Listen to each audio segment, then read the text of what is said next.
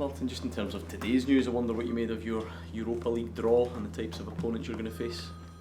Yeah, gosh, I thought it was really tough. I probably still haven't got over the game on Tuesday night, but it's something to look forward to. I must admit, some really big games there.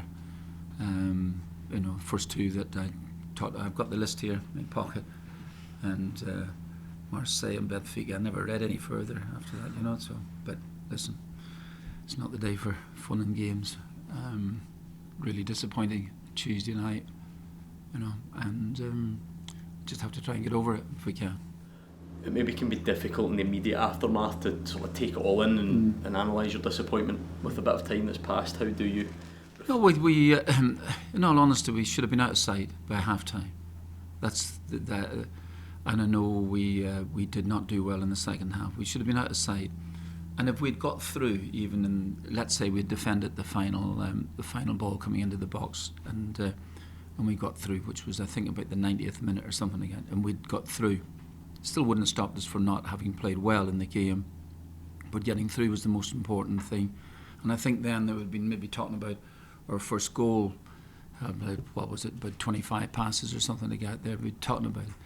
That peels into insignificance totally when the result's the most important thing. And we got beaten, and I'm obviously disappointed with myself. You feel it was more a failure on the night rather than the type of things you hear in the aftermath that the squad was underprepared or you should have signed more players. We always hear these things. You know at what? This time honestly, and I will not. There's no point in me. You can only get my gist on it at this minute. Whatever it was, we went in with the side. We played the first game. We won 3-0.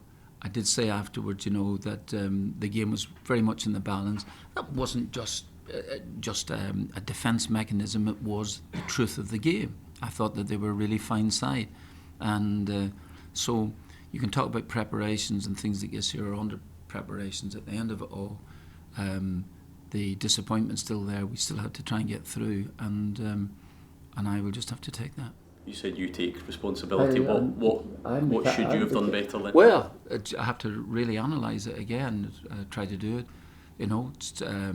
Period of the game just after half time when they've scored 2-1, their momentum's with them. What can you do to stop that momentum?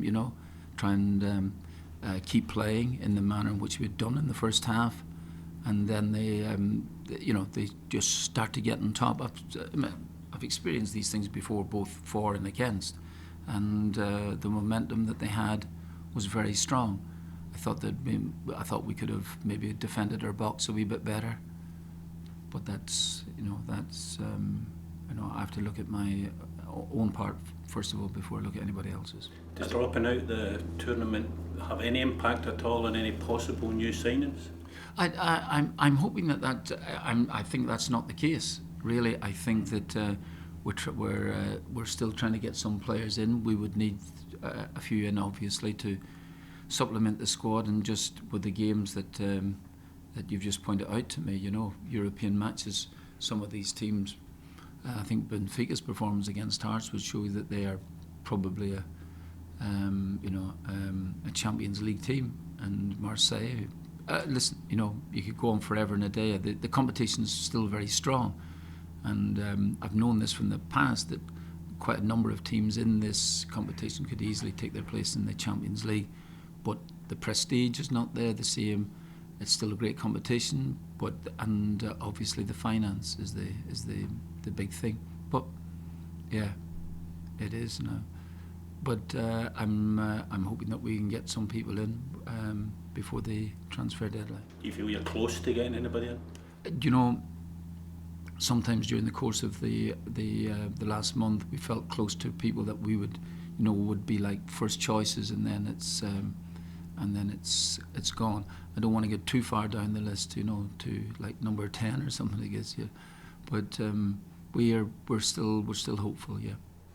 Is there a feeling that you would need to reassess any targets, whether it is financially, whether it's players that would have maybe wanted to come in for Champions League football? Yeah, I think you've got a point. I think that some players would want to have experienced Champions League football, and that is very, very true. But then then I see this, and I'm somewhat cynical. Then I see that, really good players still heading to Saudi when their careers are still here. So suddenly the Champions League doesn't seem to matter as much. That's I shouldn't say that. But and I suppose if I get a chance to go to Saudi, I'd do it myself. So, but but yeah. Back to your point, I think the Champions League is a big carrot for particularly a lot of younger players. Yeah. What have you done over the past couple of days as a coaching staff, and what do you need to do going forward to make sure that there's not a detrimental impact? Yeah, that's right. I mean, we've had a little talk about it, about the game, about the major disappointment, and you have to recover pretty quickly. You really have to do.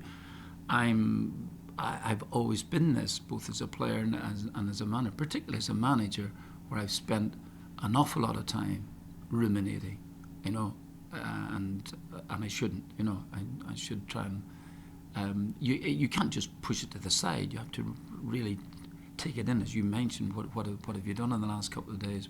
Just play the game over again. But I have to concentrate now. Seriously, it comes very, very quickly. Falkirk game is right upon us, and we need to really focus on it. They played us brilliantly last season in all the games. We got a bit of luck at their place as well too. So, yeah, that's it.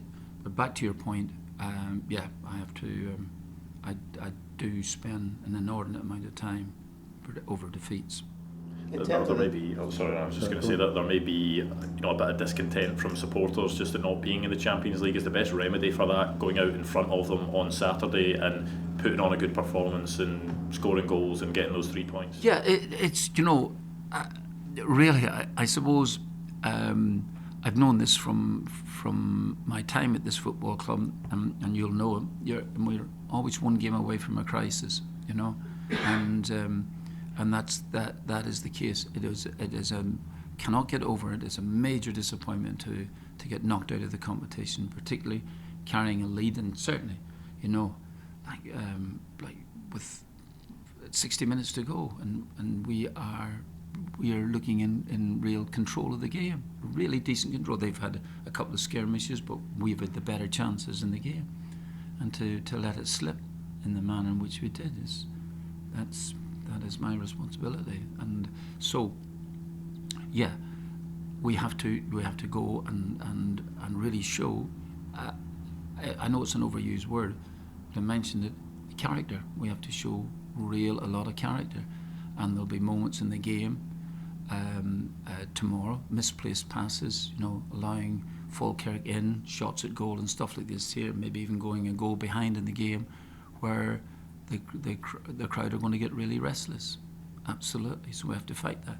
But that's been the case. It was also even under my days of with Larson and Lennon, people against Lambert. It was the case then. So that doesn't change. And you know what? I wouldn't expect it to. We can't live in laurels for the rest of our time.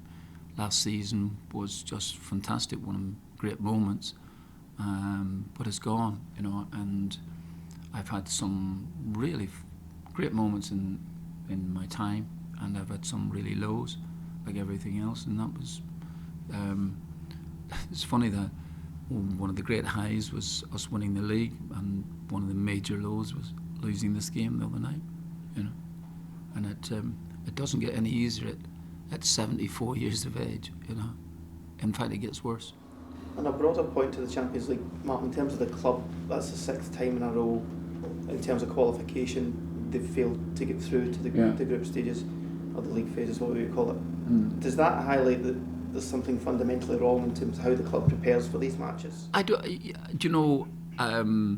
Whatever you point out to me, I'm not in any position to disagree. I don't know. Is that one of those was, I assume, was one the time that it was at Basel, was it? Or are you talking about the last 6 times Celtic have been in the right? Well, the qualification. Oh, sorry. Well, you did tell me that, but if I went back to the Basel game, and I thought I wouldn't get over that, we lost. We won 3-1 in the first, and lost 2-0, and the away goals counted at that particular time. And I really thought, oh gosh, this is the end of the world. And then the lads in the dressing room got up and said, listen, let's go and give everything for the which was called the UEFA Cup at the time, and we got to the final, which has turned out great. Am I saying that we are going to, we're going to, just all guns blazing in the Europa League? No, I think a different ball game. But we have to pull around. Your point about the 6, you'd have to look at it and really do analyse it and see if there is, if there is like a common denominator and things like that there. I haven't had a chance to do that. I'm just, I'm part of the statistic now. The common denominator from supporters would be the likes of selling Arnie Engels without a replacement, not having a left back in. If Kieran Tierney were to go off, that level of recruitment not being to the standard, would you understand that point of view? Yeah, you know what? I'm in no position to argue. Really, not today. You're getting. I'm really humble, but so I'm not the. There's no. Is there such a word as joviality? I don't know. If it does exist, it's not there today. Can I also ask you about the recent ruling from the SFA about Celtic and Rangers both being given behind closed doors matches in the Scottish Cup because of the behaviour of supporters? Ian's just told me about that. Just told me there as we were coming down the stairs. So you've had a bit of time to think then. Obviously, the club have released a statement saying that they're not happy, let's say, with the ruling. Yeah. I just wonder your own thoughts on that. Seriously, I haven't. Just let's get back to Tuesday night. All right, okay. So I would whatever viewpoint that the club would take at this minute, I'm probably inclined to agree with them. Not just towing the party line, but I would be inclined. I think maybe a bit harsher. So I thought you were, Kel McGregor. Yeah, he didn't train today. He's got a stomach bug. He is. I'm hoping he's going to be okay. I don't know whether Trusty passed that on to him in the last couple of days or not. And Callum never misses a training session, So he's got. He had, I think, a bit of vomiting and things like that there. Sorry for bringing that word up. The rest of your squad. We've got a couple of boys with. A few knocks and things like this here, but it's I know it's as much psychological as physical, I think, for us to get through.